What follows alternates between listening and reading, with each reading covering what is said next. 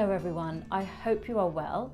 I'm Geeta Vara and I'm an Ayurvedic practitioner and health coach working with private and corporate clients all over the world through one-to-one consultations, coaching sessions, as well as workshops and retreats.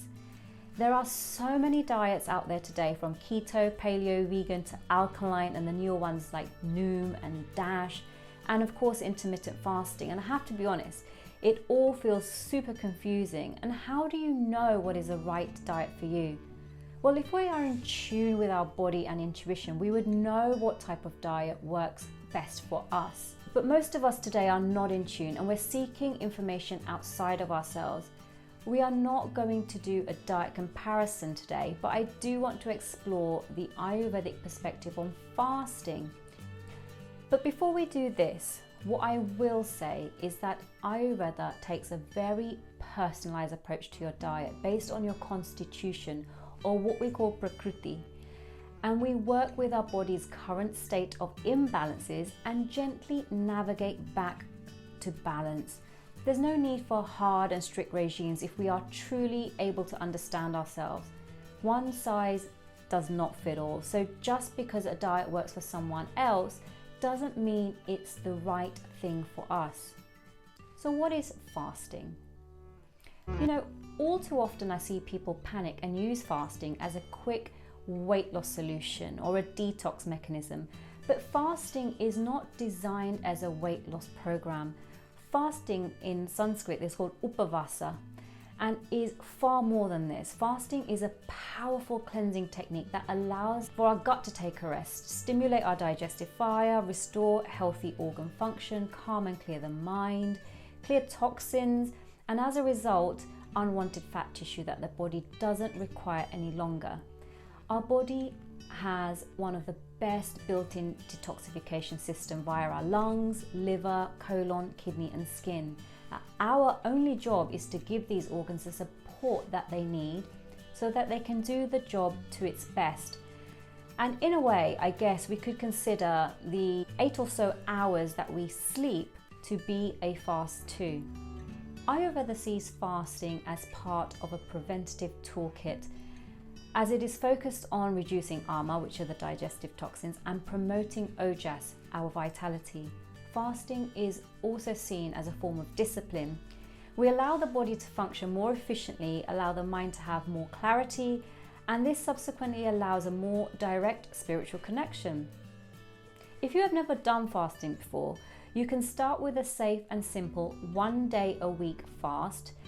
And this may mirror the modern intermittent fast, for example.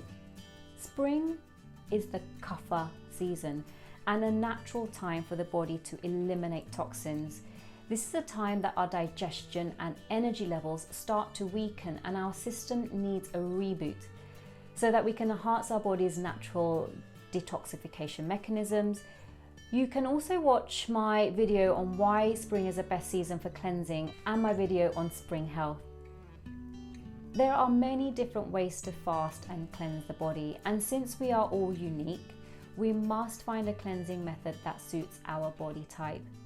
This can be adjusted depending on our current state of health, our body strength, our climate, our age, constitution, as well as done with a clear intention.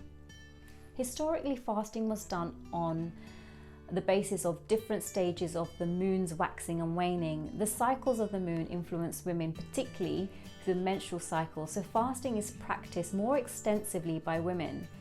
See, the tides of the ocean rise with the full moon and ebbs towards the new moon. Fasting is often done on Ekadasi, the 11th day after the new and full moon, and this is revered as the most optimal day for preventative wellness. Fasting is systematically advocated in scriptures in order to align the physical and subtle bodies with the whole cosmos, enable sustained equilibrium in every aspect of life. See, I grew up in Hindu culture and fasting was a part of our culture, and as it is in many other cultures. In the Hindu culture, people observe fasting on different days of the week to honor different deities. For example, on Mondays, people would fast for Lord Shiva, on Wednesdays for Lord Krishna, or Thursdays in honor of the Guru. Or fasting will be done on special days such as the full on new moon, religious festivals such as Navratri, Shivratri, Karva Chauth. On these fasting days, fasting would vary and could mean abstaining from eating certain foods either for religious reasons or for the sake of good health, such as no cereals or grains, or abstaining from maybe consuming salt. It has been scientifically proven that fasting makes the mind calm and serene. In yogic terminology, we could say that this is cultivating the sattvic qualities within us. Fasting is not always about total abstinence from food or to be a punishment to make us suffer, but more of a healthy rest for our digestive system so that we can help it clear the ama, the toxins, and strengthen the digestive fire, something that is imperative to our world of overconsumption. Fasting done correctly can also increase energy levels, immunity, bring lightness to the body, sharpen our intellect, and bring a sense of vitality. If we follow true Ayurvedic principles, we would generally refrain from or eat a super light meal during 6 a.m. and 10 a.m., 6 p.m. and 10 p.m., as this is the kapha time. And so we can see that the intermittent model of fasting is loosely based on this, where our meals are taken in the 8-hour window between 10 a.m. and 6 p.m. So, what types of one-day fasting can you engage in from an Ayurvedic perspective? The first and strongest option is clear liquid fasting. This cleanse is most suitable to someone who is used to fasting and already has a plant-based or vegan diet. It is most suitable for the Ayurvedic person who has a kapha dosha dominance. With this fast, you can drink clear, warm liquids throughout the day. This can include warm water, herbal teas, clear liquids or broth soups. If you need to have something in the evening, you can opt for a light spiced mung bean soup, for example. The second option is fruit or a juice fast. This is a fasting option for those with a pitta dominant constitution. Here you can consume some ripe seasonal fruits for breakfast and lunch, drink clear liquids, herbal teas between meals, and in the early evening you can have a light spiced mung bean soup. The third option, and one that is most popular in Ayurveda due to its gentle nature, is the mono diet. This is the traditional and safest approach to fasting. This is a cleanse that is most suited to a beginner, someone who is starting from a highly processed diet, or someone that has a vata dominant constitution. This fast can be done up to 3 days. So we can drink hot lemon water in the morning, wait until hunger presents itself, and by that I mean a real hunger, not cravings. Drink plenty of warm water and herbal teas. You know, for your mono diet, you can have a meal of khichdi, which is a simple blend of split mung beans, rice, ghee and spices, at 11:30 to 12:30. Make it a moderate portion and don't overeat. Use this time to eat slowly, observing the taste of the meal. Continue to drink warm water and herbal teas throughout the day. For your early evening meal between 5 and 6, you can have a second serving of khichdi or mung bean soup. A few points of caution during fasting days are definitely worth mentioning at this point.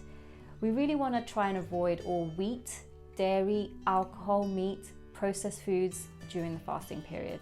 The whole point of fasting is scaling back, so we really want to avoid stress and overworking the mind. While we are fasting, it is not supportive to do any intense exercise, so a little light stretching and walking is kind of as much as you want to do on fasting days.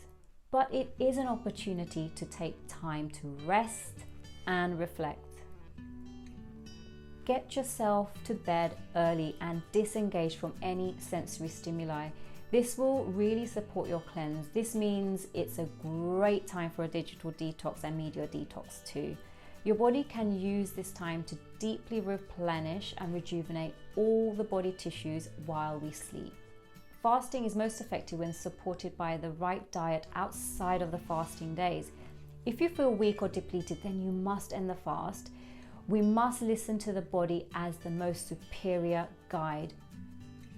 If you are unsure of spring cleansing and fasting methods suited to your body type and digestive strength, contact your Ayurvedic practitioner who can safely guide you.